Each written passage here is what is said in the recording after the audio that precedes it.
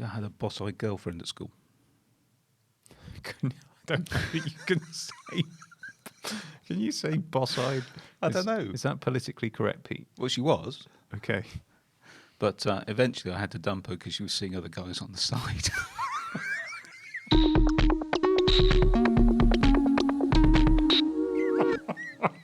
That's terrible. Oh, we're going to get into so much trouble. But we're leaving it in. Leaving it in, folks. There we go. If Top Gear can do it, so can we. I think we're at the same level. I'm not sure about that. Anyway, welcome everybody.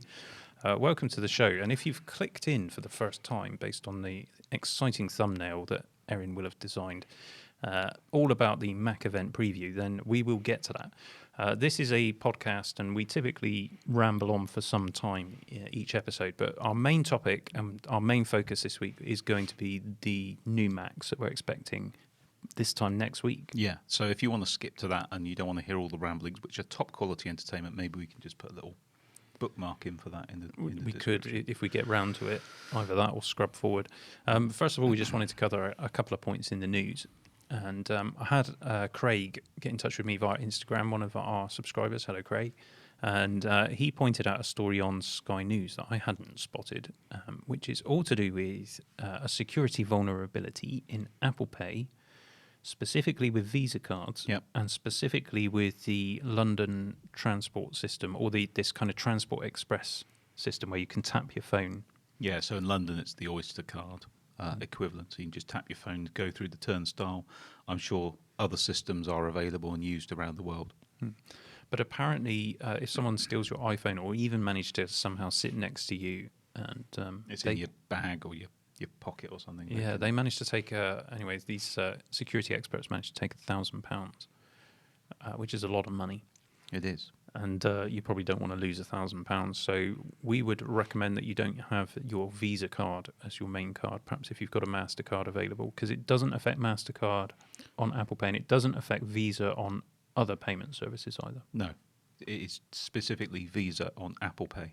Yeah. And I'm sure Apple will fix this flaw very quickly. Yeah.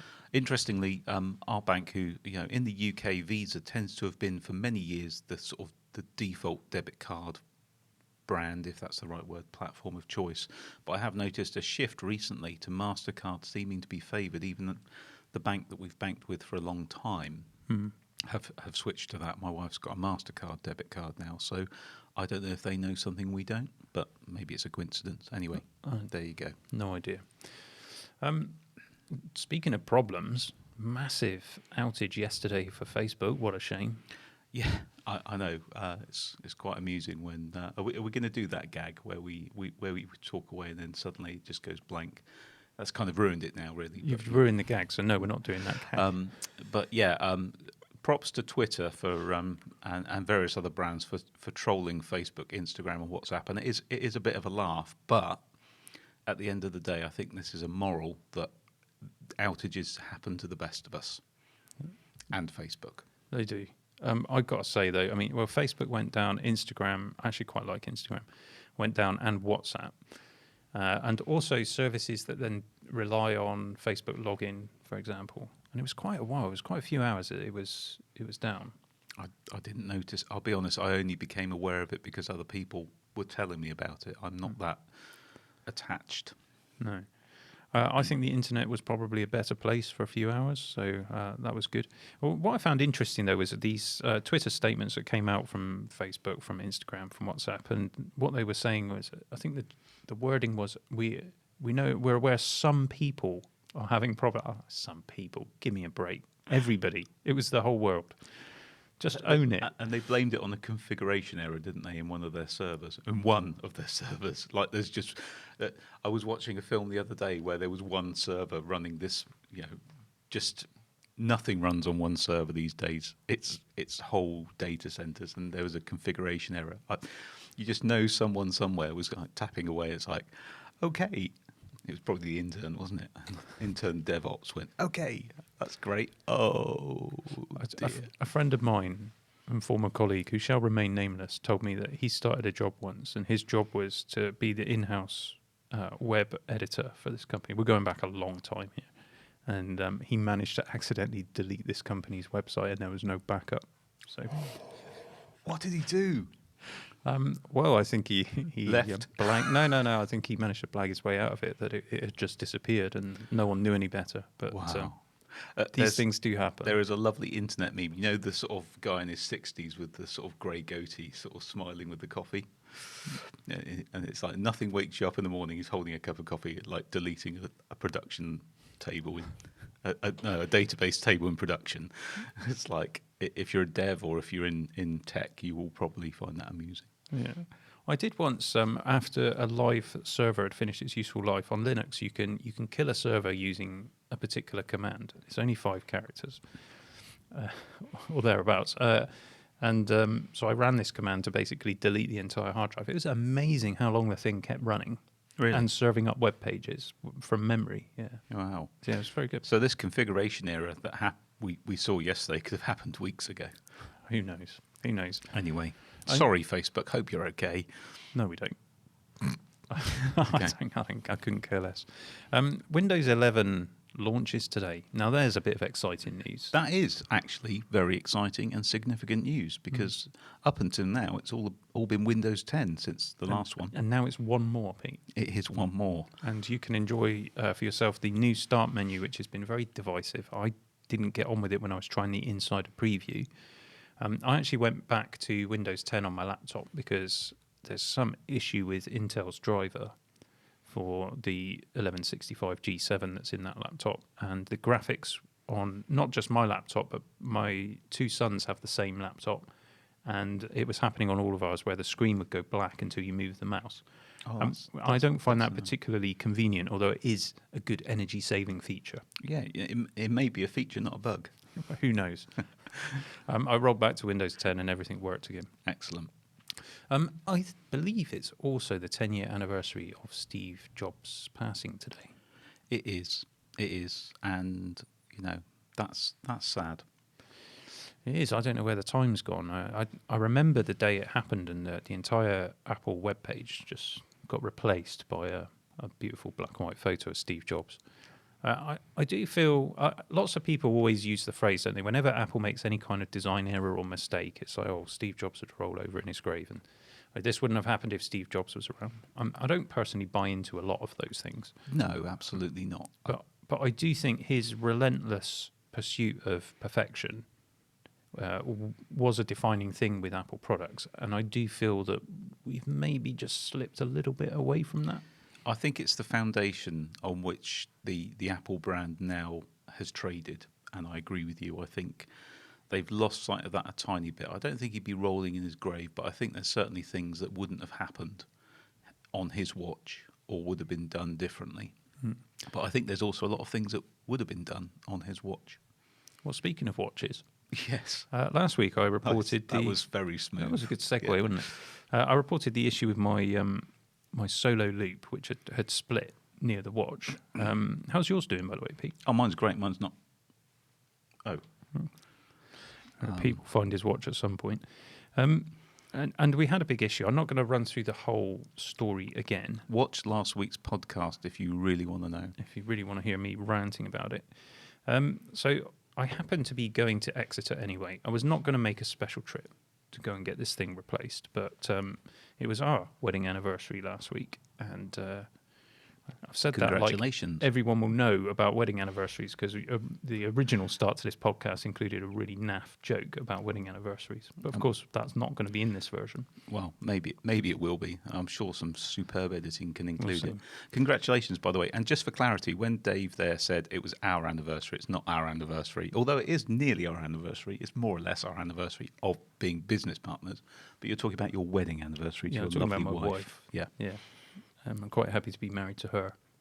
So, rather than you, that's a no-brainer. It is a no-brainer. 21 years, actually, Pete. Wow. Yeah, 21 years of wedded bliss. So anyway, we were in your sort of 40s when you got together.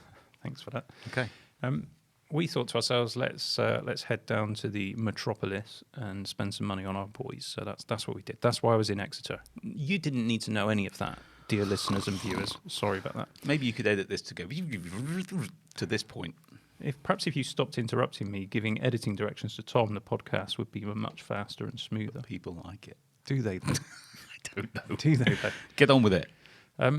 So I just, because we're going down there anyway, I checked the support page to see if they had any appointments, because you can't just go in and get something replaced as per your consumer rights. You got to make an appointment. So I made an appointment. There was one available. My appointment was for 2:45. So I arrived at the Apple store 5 minutes before, just to be prepared, and I sat and waited. To be prompt. Sat and waited, and somebody dealt with me at about 3:00. Okay. And by about 3:20, he'd found the appropriate replacement loop in the storeroom there, and had indeed given it to me. So, long story short, I guess, is that yes, Apple will replace a faulty solo loop with no. They didn't quibble it at all. No issues. But you've got to go to the store to make it happen, even if you order it by mail order first. Well, and that's pants, isn't it? It's not a great experience, let's be honest. Now, I then had a message from an Apple employee in Ireland, and I'm not going to give over all the details of that message, but the gist of it is that he watches the podcast, so hello if you're watching, and he didn't, he was upset by the story that I related, and the fact this silliness, and so what he wanted to let me know, I think, is that people within Apple do watch videos and things that go on YouTube, and they are affected by it, and they do care about it, because he raised an internal ticket based on what happened to me. So it just got me thinking a little bit, though, because we quite often say we don't like Apple, the corporation. We do. But we like their products. We like their products, yeah. Or some of their products. But there's in between all of that, There's human people. beings. That's it. And the employees, they really care. They're loyal to the brand. They believe in the brand. Like a lot of the fanboys, they always want to believe the best in the brand, but not in a fanboy way. I'm just saying they see the good in what Apple tries to do. Yeah. They believe in that, and they want to do the best for the customer, and they care about it. But quite often they're limited by the rules that Apple, the corporation, has put in place. And as business owners, we understand the need to have rules for people to operate so that things don't get out of control. Yeah. But you've got to have an escalation process. Yeah. You've got to have this doesn't make good common sense, so we need to escalate it. Yeah. And there needs to be somebody who can then take care of that. And previously, whenever I've had an issue with Apple where that's needed to happen, it has happened, and they've always seen me right. But this time it didn't happen. And I still have not had any contact from anybody after having raised a formal complaint. No one's got in touch with me on that. And well, I think that's pretty poor. Very poor. But let's give it time. And I think, you're onto something there. We applaud Apple employees because, my interactions with the people in Apple have always been positive. Yeah. And even the events, I know sometimes we mock some of the marketing spiel that goes on, but they always seem like a nice bunch. So yeah, I think they are working hard. I think there is a tendency at the moment, particularly in the tech world, is to always focus on the negatives. And you get to talk about your video. Yeah, I do try not to focus on negatives. So I've had instances, for example, where customers will send me a product. Suppliers will send me a product for review, and I just can't review it. I got sent a camera system, for example, a security camera system, and I couldn't review it because it was so rubbish. I couldn't get it working, and it's just like I'm not going to put this out there for my. Now, some people would have carried on and put out the video and rubbished it, but it's not a big, well-known company. It's not like people are going to be rushing out there to buy it. I don't want to be involved in that kind of negativity. Yeah. So I try to do positive things, but I always try to be fair and unbiased. So if something needs to be called out, like, for example, selling an iPad Pro with Thunderbolt support when it doesn't have Thunderbolt support at the time it's being sold, that needs to be called out. It's not acceptable behaviour, and I think it's fair to highlight that. I'm losing my train of thought here, but I think generally speaking, we don't want to just focus in on the negative. But here's the point. I produced a review video on the iPad Mini, and I gave it a favourable review. I think it was a good review. People liked it. I think it's had about 2,500 views, which is not a lot for my channel. Yeah. I then subsequently put out a review of the Jelly Scroll, or a video about the Jelly Scroll issue, and I didn't put that out there to spread negativity. Again, I was unbiased in my presentation. All I simply tried to do was show people the effect at 60 frames per second because of all the misinformation that's out there. So I just wanted people to see the effect for themselves. Most people will not be bothered by it, and so let's put it out there. And 4 times as many people so far have watched that video. Because it's negative. It does make you wonder, is that people that are coming because they genuinely want to know, is this going to affect me when I'm buying this thing? Or is it we talk about Apple and other fanboys. Is it the anti-Apple fanboys just getting on because they just want to rag Apple? It could be. I have to say, when I was in Exeter, went into John Lewis and had a sneaky peek at that new Samsung Fold. My goodness, that is a nice thing. Is it? It's nicely engineered. The screen is really nice on it. And then I happened to be in another electrical store the other day, and they had the Samsung Galaxy Tab S7 out on display, which has a keyboard and pens, much like your iPad Pro, but it also uses Samsung's DeX, so you've got almost like a desktop operating system on it. Okay. That kind of feel to it. It is still Android, but I just have to say the screens, again, the displays, really, really nice looking. And compared to then what you're getting in the iPad Mini, which admittedly is a cheaper device, it doesn't quite hold up to that scrutiny. So I can kind of understand where the Samsung fanboys are coming from when they're sneering at the... But the trouble is that, going back to the point, is the focus on negativity. The reason that's a self-fulfilling prophecy, as it were, is because a lot of videos, if you were purely in this for the clicks, you'd make more negative videos because you get more clicks and therefore more ad revenue and yada, yada, yada. And that's why it's a self-fulfilling prophecy, because people are looking for the next scandal because they can then get more clicks from it, which is a sad thing. Going back to your solo loop, though, happy with it? Yeah, I have to say it feels different. Different how? Well, I don't imagine it feels different to the original one I had when it was new, but putting a new one on my wrist as compared to the one that I'd been using, it feels definitely different. Well, so of course it's going to feel different. I mean, you haven't leaked sebum into that for the last sort of 12 months. I haven't done what now? Leaked sebum into it.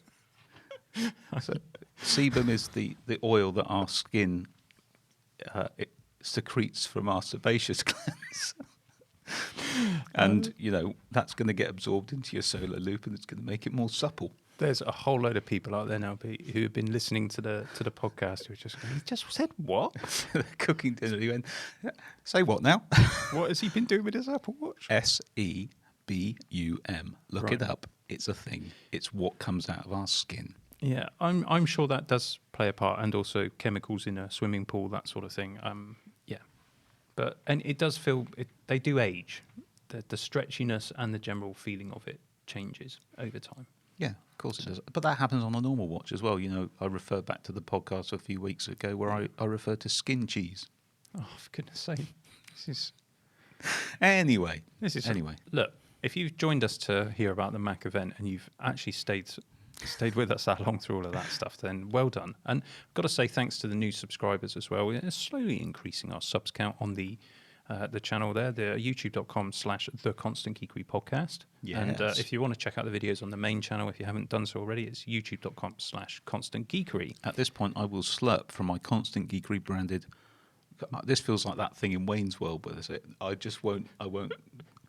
I know what it is you're saying. We do a bit of product placement from time to time. It's a few pennies we get out of it, and it helps support the channel. And if you want to have a mug of your own with this logo on, or perhaps the podcast logo, and there is indeed more exciting stuff coming, because I've seen Erin has been designing it, you can go to shop.constantgeekery.com. Now, let's talk about the Mac event. The Mac event, yes. So we're fairly confident that it's going to be next Tuesday, and that would mean that there would be an invitation going out today.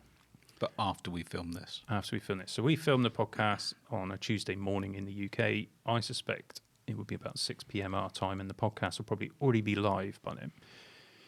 Although, will they send out the invites on the anniversary of Steve Jobs' death?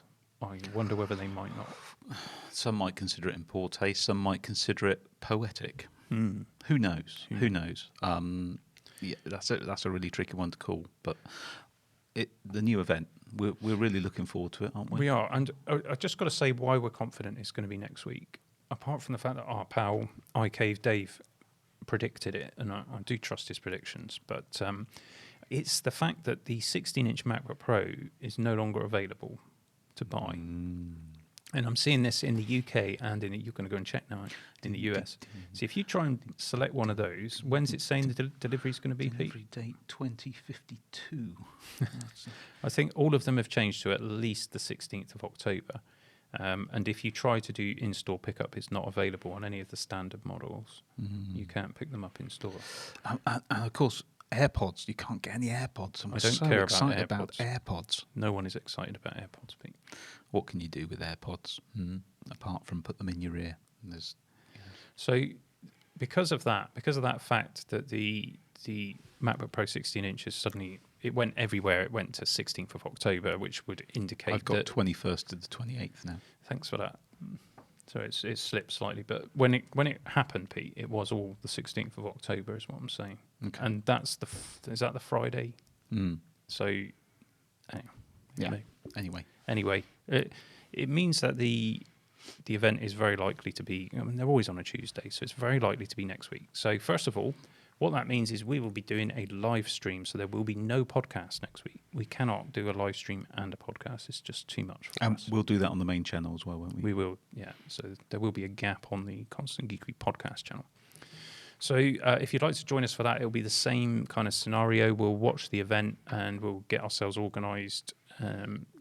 Hopefully Erin won't break anything and we'll be live. Are you going to wear some kind of face mask this time over the entire face? Because a lot of people complained last time.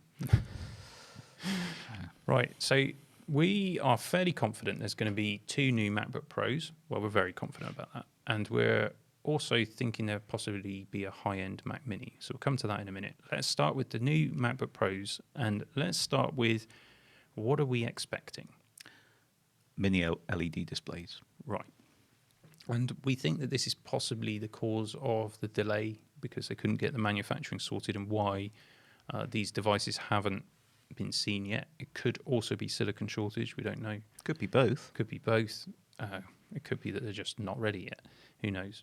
But mini LED displays, such as is found in the 12.9-inch iPad Pro. Yeah. If they do that, I really hope they fix the shadow around the edges, because if I'm going to have to live with that on my laptop as well, I'm going to be unhappy. Oh, you're getting one, are you? Well, I suspect I will, yeah. I've been waiting for quite a while. But you've already got an M1 MacBook iPad Pro. What would you need one for? Well, yeah, that's an interesting point. Because the iPad can't use most of the functions that are in the M1. Incidentally, I saw an article. In fact, somebody had tweeted about this article that was talking about why we're not going to get an M1X and why it's going to be called M2. I don't agree with anything that was written in the article, but the guy also said in there that the M1 is just an A14 phone chip with Thunderbolt support. It's like, this is a respected tech reviewer on a respected tech channel. What utter nonsense. Craig Federighi himself was interviewed about the M1 production, and he described all of the things that they did and how it's different to the A14 because it contains loads of stuff that the iPad and the iPhones can't use. It's a different form factor as well. It's a completely different size. The cores are the same. It's the same cores. Yeah. But it's a different design. The unified memory is a different design. The various controllers that are on the system, including the SSD controller, which is on board. There's a whole bunch of stuff that is very specific to Mac OS. So no, it's not an A14 chip. It has common components, but it was designed from the ground up to be an M1. And I can't believe that people are still saying these things. I bet someone will put a comment on this saying, probably. Well, actually it is. Well, I refer the honourable gentleman or lady to Craig Federighi's comments, and if he's not telling the truth, then we're all stuffed up. We are a little bit. Anyway, this LED, this mini LED display, what do we know about it? Well, only what we're seeing on the iPad Pro. It has a shadow around the edges because the lighting doesn't go edge to edge, because I assume they couldn't fit it in with the bezels. Well, the bezels on the MacBook Pro should be even smaller, so it's a slight concern. They need to change that. Yeah, maybe that's why there's been so many delays with it. Maybe they've been trying to deal with that. Yeah. What about resolutions? So I think we know these for definite because there's code in Mac OS that indicates 2 resolutions that don't match up with any devices at the moment. So we've got, let me do the 16-inch one. It's 3,456 pixels by 2,234. And that compares to the existing model, which you're rocking here on the table, is that one's 3,072 by 1920. So that's quite a few additional pixels. That's more. Yeah. So obviously, I would imagine that the 16-inch version will have a similar size chassis, but will obviously the bezels being smaller gives you that additional space. Yes. What I haven't done there is check the ratio of the display, but I think that might be slightly different as well. Looking at it, interesting. And that means that your pixel density is increasing from 226 to 250, which apparently is equivalent to twice Retina when the first Retina came out. Whoa. That's a lot. That is dense. A dense screen. Yeah. So what about a 14-inch? So that's coming in at 3,024 by 1964. Yeah. So that definitely is a different ratio, isn't it? Yeah. So that is actually more pixels than the 16-inch, just, I think, if my math is... It is. My quick mental arithmetic. Yeah. Well, yeah, slightly. And like you say, it's a different ratio, which I wonder if, I don't know if anyone's... Well, it's taller, isn't it? Might that change the entire form factor slightly? Possibly? Well, I don't think so. I think what you're looking at there is the space at the bottom and at the top. Yeah. Okay. So where MacBook Pro is written, I think that's going to go. So you'll get additional height and additional width. So I think that's where it's coming from. So having a 14-inch, which will be a similar chassis size to the current 13-inch, we're expecting. Yeah, but just with the thinner bezels, so it might be a smidge bigger, but we are talking fractional. Yeah, and offering, as many pixels as the 16-inch. That's good, because I prefer the smaller form factor. You've always preferred the larger one. Whenever we've had, I only ever had the 15-inch, but I didn't get on with it. You found it too big, didn't you? It's just too big for toting around, as far as I'm concerned.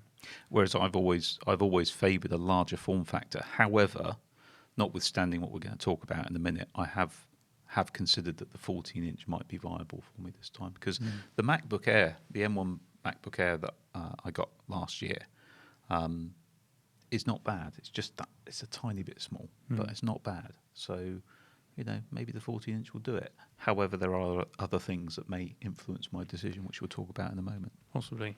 So, a 14-inch and a 16-inch MacBook Pro with mini LED displays and higher pixel density. Well, there's a good start. We're going to get a brighter screen, of course, from mini LED. That's going to be really nice as well if you're using your laptop on the go. Sorry. We're thinking, what about the design, Pete? Well, I think it's inevitable there's going to be a slight redesign. Not least of all, we're going to see a different pixel layout, or ratio, and as you said, we'll probably lose the MacBook Pro wording at the bottom. But I deliberately brought the MacBook Pro onto the podcast today rather than the iPad, because this is a great design. There's nothing wrong with it. So I think it's going to be evolution, not revolution. But I think Apple will want to differentiate. And I've been saying this all along. I was wrong with the initial MacBook Pro 13 with the M1 in it, but I think they'll want to differentiate the new MacBook Pros from the previous one. So there's going to be enough of a change that the educated user, the person who knows, get a look at that and go, that's an M1X. Yeah, it'd be interesting to see what they actually do. That'd be really nice if they brought back the glowing Apple logo. And that's what I wondered. Yeah, That might be enough.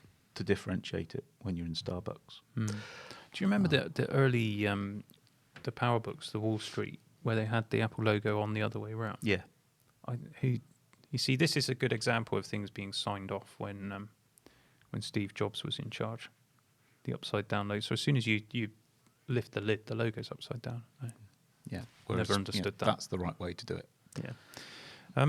Good. Now, ports is a big thing, especially with the M1 and the fact that they're not performing as expected. Let's say the Thunderbolt actually, in some cases, is as good or better than Intel Macs in my testing when it comes to drive speeds. I mean, using external storage. Other things just plain don't work. Yeah. And the USB performance is definitely subpar. Yes. So, but not just that. People have complained because there's only 2 ports on the M1s, limited number of external displays, i.e. 1, unless you've got Mac Mini. Yeah. But then that doesn't have an internal display, so it's not actually getting anything extra. No.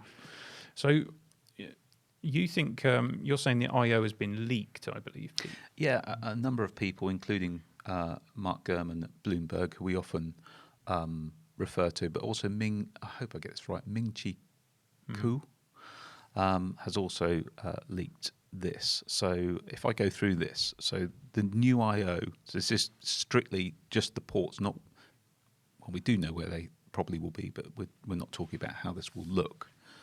We're talking about an HDMI port. All right, let's take each one in turn. HDMI, having that is massively important to a lot of people because it means you can plug straight into an external display without having to find a dongle. Dongle it up. Yeah, I think in the world of business, it's an important thing to have an HDMI on your laptop if you're doing any kind of presentations and stuff like that. Hugely important and just makes absolute sense. So we welcome that. Then I'm going to come back to the Type-Cs. Yeah. Okay. SD card. Yeah, now this one, I've seen lots of arguments against having an SD card reader because so many people don't use them apparently, but if you do use them, then you want it. Bear in mind that the MacBooks have always, in fact, Macs have always been targeted towards creatives because traditionally, I mean, I can remember the days where if you wanted to do graphics work, you were much better off on a Mac. That just doesn't apply anymore. Your PCs are just as competent at graphic work, but the legacy remains, and creative types tend to go with a Mac. Yeah. Creative types will also be photographing and videoing, and SD cards are still by far the most popular cards.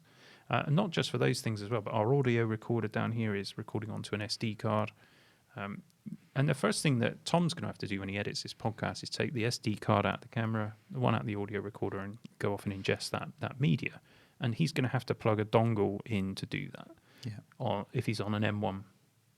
So having the reader on board, I think that's a great move. Because it is one of those things. I've done it. I'm sure you have. You've gone somewhere. You go to find your dongle, and I've got several. And you go, I've either not got one, or I've got the slow one.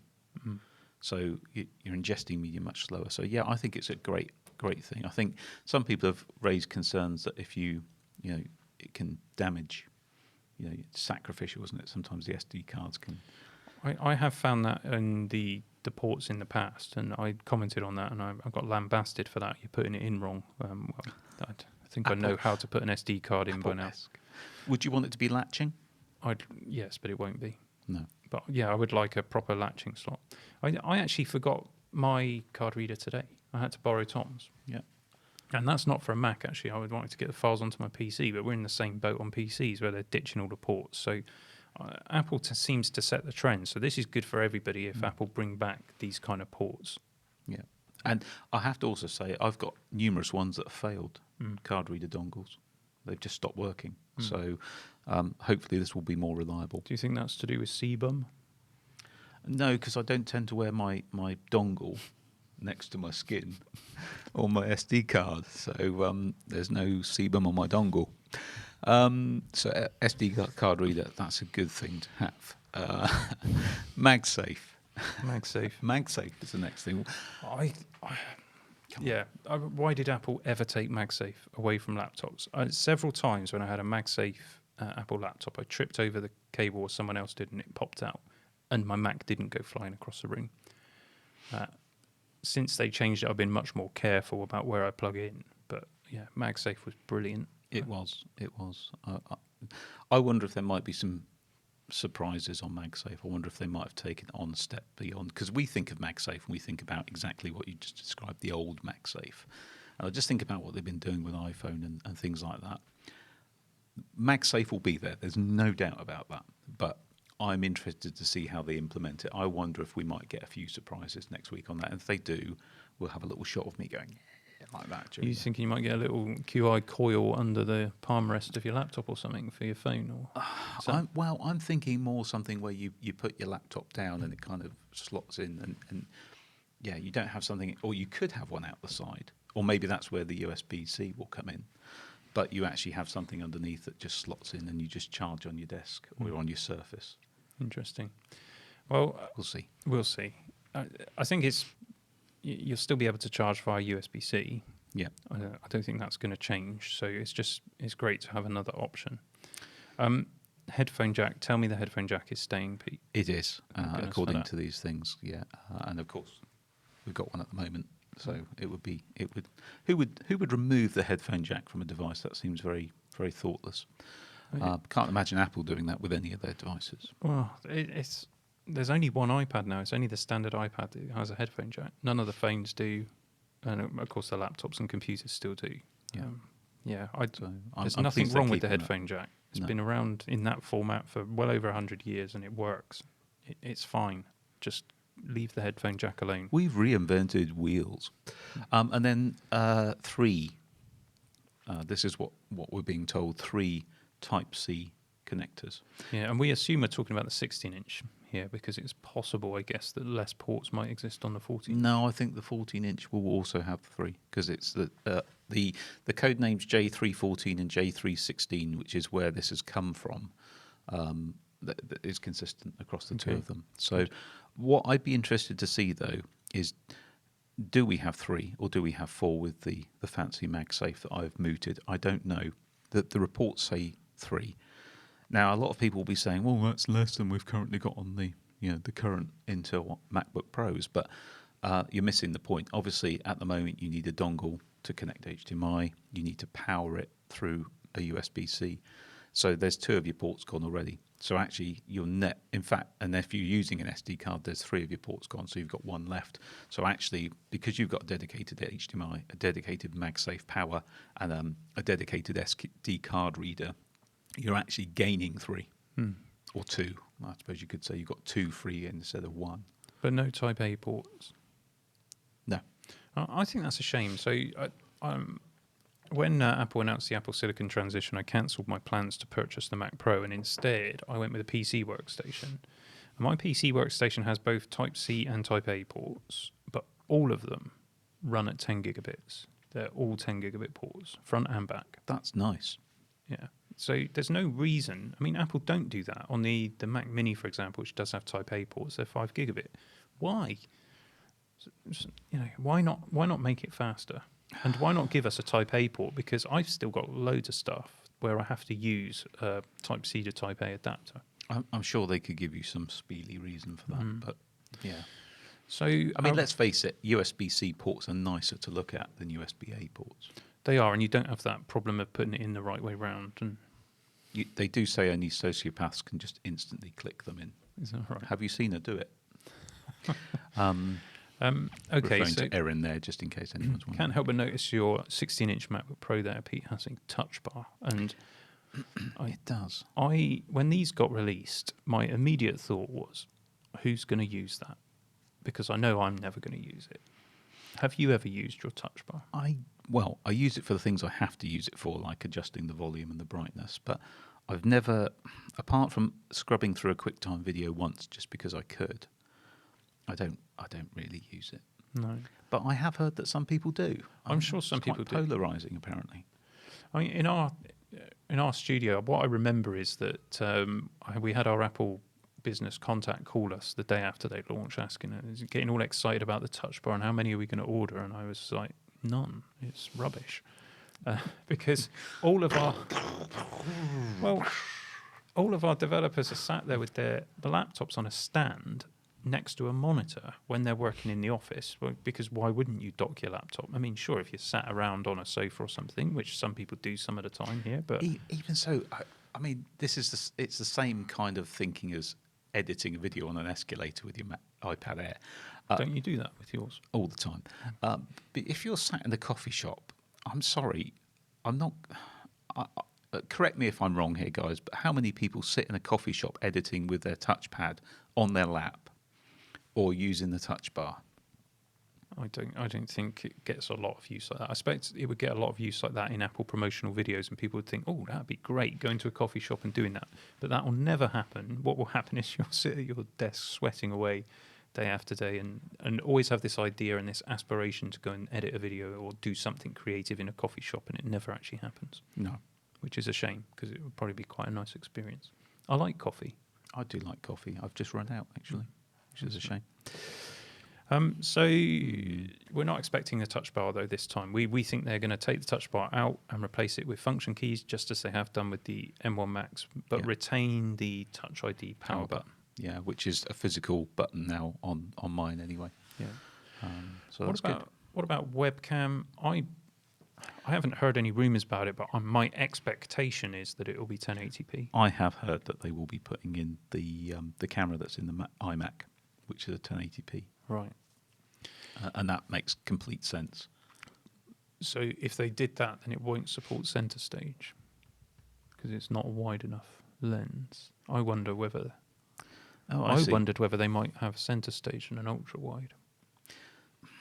So if you're not familiar with this, then centre stage allows the frame to move around you using AI, and because it's an ultra wide angle, it's taking in a lot more than it's actually displaying on the screen. Yeah, you see, the more I think of it, it makes sense on the surface, but when you think about it, an iPad's a portable device.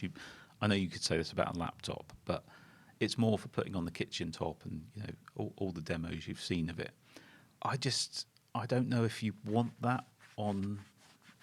Maybe I'm wrong, but well, let us know in the comments. We'll have to see. Do you want to see centre stage on a MacBook? It would make sense, and there's no reason other than the selection of the camera. I mean, why not? You could have an ultra wide, and you could have the best of both worlds. I think what we can be sure of is an uprated camera that is going to make video conferencing much better. That would be good. That would be good. So I think we need to talk about the main event, which is the M1X, supposedly, that's going to be inside it. And some people think it might be called something else. I think M1X makes sense. I think generally what a lot of tech reviewers are expecting is that M1X is an extended version of M1, X for extended, and that next year we'll get M2, which will be the next generation of M1. But M2 won't necessarily and probably will not be faster than M1X. In the same way that they did the X chips, they did the A12X, didn't they? And when the A13 came out, it wasn't faster than the A12X. No. So that's kind of our expectations. So we're just going to go with that naming convention because everyone is. But there's every possibility next week that Apple will just announce something completely different to spite everybody. Like they did with the watch. So what we're saying, exactly, with the M1X is that basically it's an A14, really, isn't it? Like the M1, but with just more cores. No, Pete. No, it's not. Just stop it. Dave baiting. Everyone loves a bit of Dave baiting. So the M1X. So what everybody's saying, and I don't know where this information is coming from, so I don't know how reliable it is, and it may just be the wrong information being repeated lots and lots of times. But nonetheless, if you do your research on this, what it would seem is there's going to be 8 performance cores and 2 efficiency cores. So 10 in total. Yeah. So if you're not familiar with this process, ARM uses something called Big Little, where you have efficient, low-energy cores to handle little tasks, and you have high-performance cores that come in to handle the bigger tasks. That's how it gets its energy efficiency. And although Apple have moved their silicon on from the basic ARM instruction set, it does still have that Big Little architecture. When it comes to M1, the 2 cores are called Ice Storm and Firestorm. So Ice Storm is your energy efficient core and Firestorm is your performance core. Now in M1, you've got 4 of those Ice Storms and 4 Firestorms. But now what we're saying is we're going to get 2 ice storms and 8 firestorms. And are they going to retain those names? Because I think iCave Dave thought they might be different. Well, if it's based on the M1, then it should be the same. There are folks that are saying the cores in the A15 are different. I think they do have different code names, but in my testing, they don't seem to be that much more performant, if at all. Interesting. So what's that going to do for single core performance and multi-core performance? What's it going to do? So it started with single core performance. So this is important for your day-to-day computing. The general snappiness of your web browser, opening up a Microsoft Excel sheet or something like that, is all reliant on single core performance. And the M1 is incredibly quick for single core. When it was launched, in fact, there wasn't much else that was faster than it. No. But that's not the case anymore. So I think Apple will want to step up single core.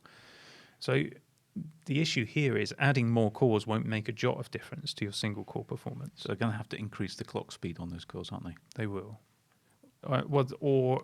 Change cache amounts of, so very fast cache RAM, they might increase that to get, I think that's unlikely. I suspect the most likely thing is they'll clock it up a bit. Apple are very good at cache amounts and removing them from my bank account. Yes. Mine too. When it comes to multi-core performance, it's difficult to say because we're going from, obviously we're doubling the performance cores, but in a lot of multi-threaded applications, you're not using all of the full capacity of the core. In fact, we saw that when we did our testing last year. Do you remember when we did the testing on the different codecs that we tried to edit and we were looking at what cores were being used? They weren't all being utilized. So you're doubling the performance cores, but you're halving the efficiency cores. Yeah, but I think in the sense of a lot of multi-threaded applications, the efficiency cores are giving you a decent score compared to the performance cores.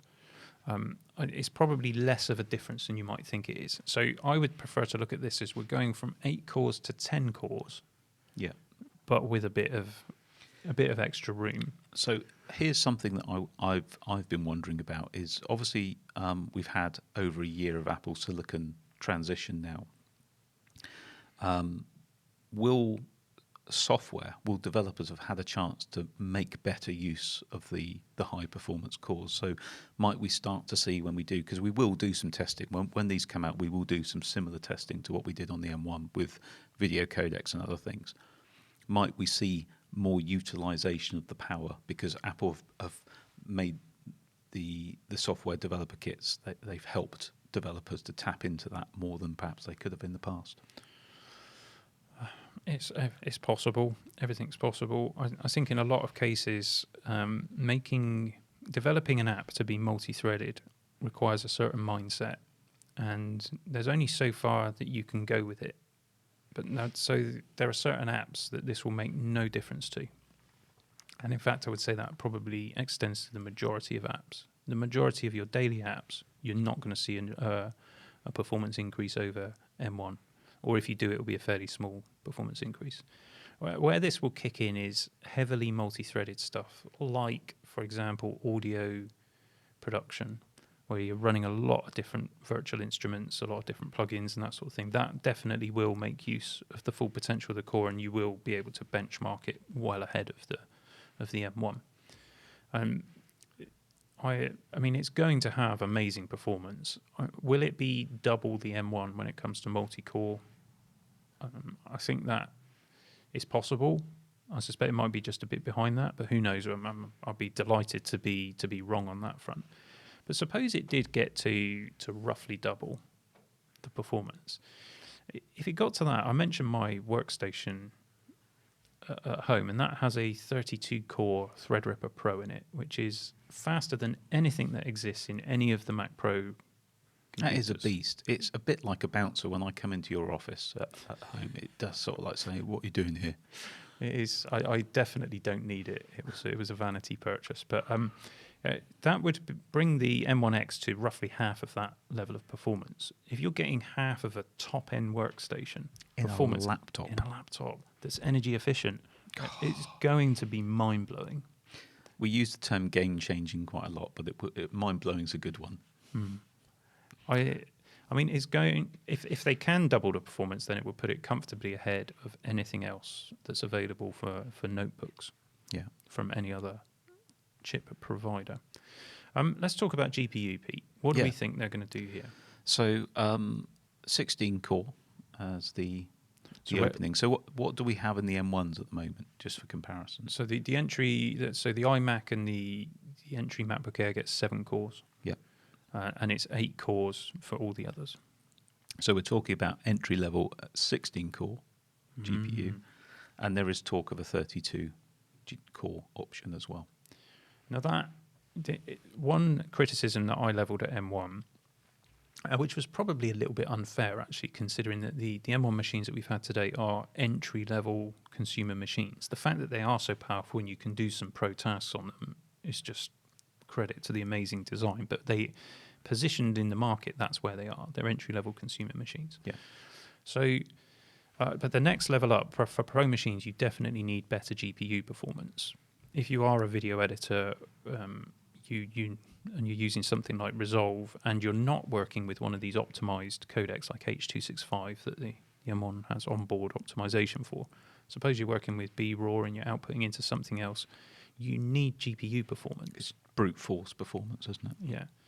And so to have more GPU performance, well, we'll take that any day of the week. 16 cores, where do we think that's going to push the performance? Well, it's got to double it, isn't it? Yeah, I think it might. Well, it should. It should get close to doubling. Yeah. I mean, the fastest graphics card that you can put in one of the current 16-inch models is the Radeon 5600M. So I think it's going to be roughly equivalent to that. It's got to be. I think that's probably reasonable. Obviously, RAM factors into it as well. But my expectation is that, we should get 5600M performance at least. And which again is astonishing. It is astonishing, especially if that's also in the 14-inch. So, and we're not talking about entry level. We're talking about a MacBook Pro that's spec'd up to the max. And if you're spec'ing a MacBook 16-inch Intel MacBook Pro up like that, just to be clear, we're talking about the current one. You're talking $4,000 or something, aren't you? Well, I spec'd one up for $4,000 with the 5600 and the better 8-core CPU in it, the Intel one. But you can go beyond that with more storage in that. You can easily push up to $5,000 with one. Crazy. So getting that in the 14-inch, well, that would be amazing. But a 32-core option, well, let's just, for argument's sake, say that it's broadly 4 times the performance of M1, probably just a bit less than that. But that's going to push it up to levels of the better graphics cards that are in the 27-inch iMacs, which is that makes this a serious. I say this one. The new one, forget for video editing and that kind of thing, that's amazing, but it's going to make it a serious gaming option, isn't it? Well, even the 16-core would, because you're at that level, you're talking about similar sort of performance to, say, a 1650 Ti, which is in a lot of PC gaming laptops. It's not too shabby. 1080p gaming, yeah, absolutely doable. Not with max settings, probably not so much AAA titles on max settings, but definitely possible. With the 32-core, then yeah, absolutely. 1080p gaming at max, I'd have thought would be possible. Yeah, and to be clear, I don't think Apple, at this stage, I think maybe long term they've got their eye on it. I don't think they're going to be coming in and making a big thing about the gaming. Well, I saw something interesting the other day where they're saying the profit that Apple makes from its gaming is more than Sony, Nintendo, and Microsoft put together. Oh. I stand corrected. Or maybe. I think the trouble is they've got a lot of inertia to overcome with PC gaming. And so it's going to take some time for PC gamers and software developers developing AAA titles to consider the viability of building it for Mac as well as Windows. But I think it's on the cards. Yeah, it could be. And if they get the pricing right, you could end up with a situation where actually somebody who's looking for a good quality laptop, for creative work, and they want to do some gaming as well, who would previously have to just discount the Mac, is now maybe going to be thinking about the Mac. Yeah. And if you're Apple, that's a big win for you. definitely.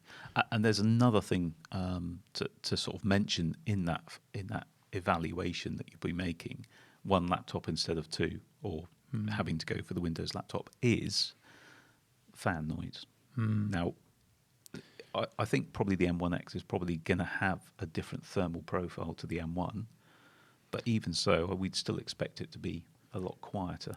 Yeah, and there's the other enormous thing as well, which is on my gaming laptop, trying to game without it being plugged in is a dead loss. Yeah. Whereas the max performance doesn't change whether it's plugged in or not. M1 still gives you maximum performance on battery. So PCs definitely do not do that, in my experience.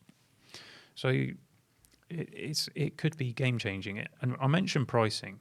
Yeah. So currently, entry point in the UK for a 16-inch MacBook Pro is about 2,400. 2,300. Was it 23? Yeah. And that, I think, is where Apple will be pitching the entry-level M1. It is 2,400. It is 2,400. Apologies. I knew that we changed. I thought it was 23, and we checked it, didn't we? So £2,400. Now that's not a cheap laptop. And people who are holding on and going, I'm not going to buy an M1 because I'm going to wait for the next one to come out. Are they factoring in that it's possibly going to be double the price? I don't know. And more. Don't know. Yeah. Apple are not going to give these things away. A 16-inch MacBook Pro has been selling very comfortably at these prices. There's no issue whatsoever in those flying off the shelves. So I don't see why Apple would price it any less than 2,400 for the 1,600. I just noticed, Pete, that you've put tart on my notes. Well, because I was referring to your notes, and I now look like a tart because I said 2,300. Well, it's actually 2,400. So I just thought I'd subliminally message you. Thank you for that. That's okay. I appreciate it. What about, and we think that would be the 16 GPU core version of the M1X. So what would you have to pay extra, do you think, to get up to a 32 core GPU? Well, at the moment, if you want to go from the 6-core Intel to the 8-core Intel on the 16-inch, which has the Radeon 5500M in it, and an extra 512 storage, that's quite an upgrade, actually. Yeah, you have to pay another £400. So, I mean, that would be, none of these sums are small, but that would be quite a good upgrade, I would say, a reasonable price for all that extra. Yeah, Apple has to price this not based on what it costs them to produce the chip, but based on, if they make it £100, when you're spending 2,400 anyway, you're just going to go, I'll spend 2,500 and have double the GPU. So they're not going to price it like that cheap. It's going to be a jump. I think at least £400. At least. So you're going to be knocking on the door of $3,000 for one of those, in all likelihood. I expect US prices will be the same, but in dollars. Yeah. But obviously in the US, they give you the excluding tax price, don't they? And you have to add your state sales tax, whereas our pricing all includes our 20% tax that we pay on everything. Do we think that we would get the 32 core in the 14-inch? Well, technically, there's no reason why you couldn't. So currently, you can't quite get the same performance from a 13-inch MacBook Pro spec to the gills as you can from a 16-inch in the Intel, because there are thermal considerations, aren't there, that limit that. But there's technically no reason why you couldn't do that. However, knowing Apple and how strategic they are with their pricing, I wouldn't be surprised if you couldn't get the maximum performance from the 14-inch, simply because it then means you have to shell out more to go to the bigger machine. That would be my expectation. But it would be absolutely fantastic if you could get the 32 core in the 14-inch. It might make the difference for me, but Apple will lose money if they do that, or spend opportunity, and they've got to keep one eye on Tim Cook's pension. They do. There's if you look at the pricing at the moment, the 4-port 13-inch MacBook Pro, which is still available in Intel form, and the 4-port was always different to the 2-port. Different machine, really. Yeah, they are different. It's got an extra fan in it. It's got different thermal design. It's got different. I think it's got extra speakers. It's got subwoofer, and there are a few different things. So I'd expect all of those to come to the 14-inch MacBook Pro. So this is not a replacement for the M1 MacBook Pro. It's the high-end small MacBook Pro that we're talking about. Yeah. And at the moment, those start at £1,800 here in the UK. So I'd expect the 14-inch to be pitched at least at £1,800. I think so. That's what they'll want to try and keep it comparative. And by all accounts, M1 is actually more cost-effective for Apple to produce than Intel. So there's no reason why they wouldn't do that unless they, again, Apple can sometimes be quite canny with their pricing. So we'll have to wait and see. Yeah, and that's a good point as well about the cost effectiveness. M1X, they are going to have, binning going on. So it wouldn't surprise me as well if we get binned variations of these chips, maybe going into the 14, where you maybe get a couple less CPU cores, or you're getting some less GPU cores, that kind of thing, so that they can optimize their production. So when they produce a unit where the one core isn't working up to snuff, they just switch it off and sell it as something else. So it wouldn't surprise me if we get binned options. Yeah. What about the RAM, Pete? I think we're going to start with 16 gig on these. I agree with that. It would be crazy to have anything less than that. So if they do an 8 gig option, then that's purely so they can say starting from. It will be a cynical one. Yeah. There will almost certainly, definitely be a 32 gig option. I'd expect that. You think possibly a 64 gig option? That's what I read somewhere. I think it was Macworld that I read that would be a possibility. All right. I'm just going to come out and say that I think very, very few users would ever need 64 gigs in a 16-inch MacBook Pro. Very few users need 64 gigs anyway, but it doesn't stop people like me getting it just so that I know that I've got the gigs. Because you've got it's basically a very expensive game of top trumps. That's what's happening here. Okay, so we've done the things that we're expecting on these laptops. Let me just cover off a few points that we're hoping for. And something I'm really hoping for is that the standard storage on these starts at least 512 gig. And that's not because I want 512 gig. What I want is a terabyte, because that's what it should be on a Pro device. But at the moment it's 256. I'm expecting it probably still will be 256. Yes, I hope the same as you, but I think it will be 256 again, just so that they can do that starting from price. Yeah. Yeah, and obviously, we'd love for that to be user replaceable storage, but that's not going to happen, folks. I think those days are gone. And incidentally, that one of the reasons why it's not going to happen is because the SSD controller is on board the M1. Yeah, so you just can't. Yeah, it's one of the trade-offs of this architecture. But I don't think that this is. I mean, we've covered this a lot on the channel, the SSD gate stuff, and I don't think it's as big an issue as everyone thinks it might be. And we haven't got rafts of M1 SSDs failing, which kind of proves the point. Apple are very clever with their design. I suspect they're using cell emulation, so that an area of the SSD is running as though it's SLC, which are single level cells, and that's just going to extend the life of those cells. And I suspect that's the area that gets used for caching and other things. So I think all of the numbers can be a bit misleading. I don't expect that these drives are going to fail fast. No, absolutely not. You're hoping for. Oh, we ought to say about RAM as well, because obviously if you buy a PC laptop, quite often, not always, but quite often there are user upgradable RAM slots. Yeah, so we hope that will be the case, but I think there's more chance of not going to happen. Me telling a joke that you find funny. Yeah, it's not going to happen. Yeah. And the reason why, of course, is because the RAM is on package. It's sat right next to the M1 for speed of access and other things. So that's not going to happen, I don't think. You have a hope, Pete. Yeah, it's a little bit of a frivolous one, but I'd quite like to see some colour options. Not because I would necessarily. Yeah, I really like the fact you've got this rainbow of colours in the iMac, which that's just nice, isn't it? If you want something in a different colour, a bit of individualism, that's great. I wouldn't be surprised if we'll obviously have space grey and silver, I would imagine. Unless they do something like they did with the old iMac Pro, where the space grey is reserved for the more powerful models. That's possible. But I wouldn't be surprised if there's perhaps a gold option, so you kind of have those sort of three safe options for the Pro. I don't think the colours will come, because I think that's more of a consumer level gimmick. But I could see that a lot of creators would love to be rocking a green or an orange or whatever colour Pro laptop. Possible. Well, we'll see what we get. We mentioned USB performance and Thunderbolt compatibility already. I really hope they have fixed that this time. Yep. More external displays. Lots of people want that. Yeah, I would be gobsmacked because, again, if they don't do that, because Apple are listening. They do know what people are asking for. Plus, there's the wireless display coming that I talked about. We'll see. And I think more battery life, or at least as good as the M1, having that all day.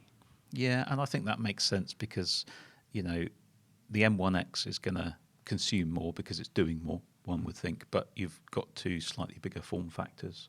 So you're going to have space for a bigger battery. So one way or the other, you would expect it to be comparable or more.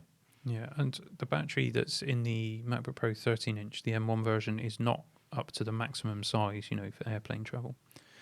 So there is scope for a bigger one. Yeah, that's good to know. I'm just conscious of the time, Pete. We've been rambling for quite a while.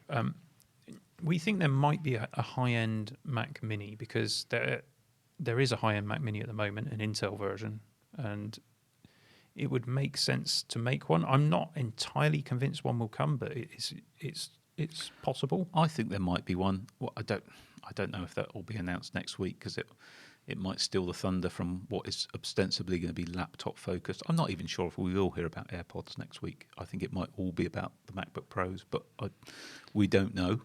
It could be a game changer, though. Imagine a redesigned Mac Mini, because at the moment they're still using the Intel chassis, and there's a lot of space in it, so it doesn't need to be as big. So they could redesign it. If they put the full fat M1X in, if there is a 32-core GPU, if there is these memory options, suddenly you've got this amazingly powerful workstation in a tiny footprint. That will be a game changer. People are going to buy that. It will be amazing. Businesses will buy into that, and data centers will absolutely be buying that. So I can see that Apple would do it. Anyway, that sort of brings us to the end of that bit. Now, each week, of course, we consider some rumours. And I haven't still done a flipping... Pete hasn't done a jingle. Well, it's because I've got my iPad today and I've been really busy. So just use the one you used last week, Tom. No one will know what it's about, but it's basically puppies mewing.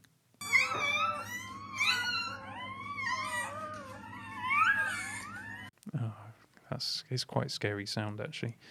Okay, so assume that's happened, and then you say... So, the Rumour Mill. Excellent. We've just got a couple of rumours this week. I've picked one and you've picked one. Yes. I'll go first. iCave Dave. Hello, Dave, if you're watching.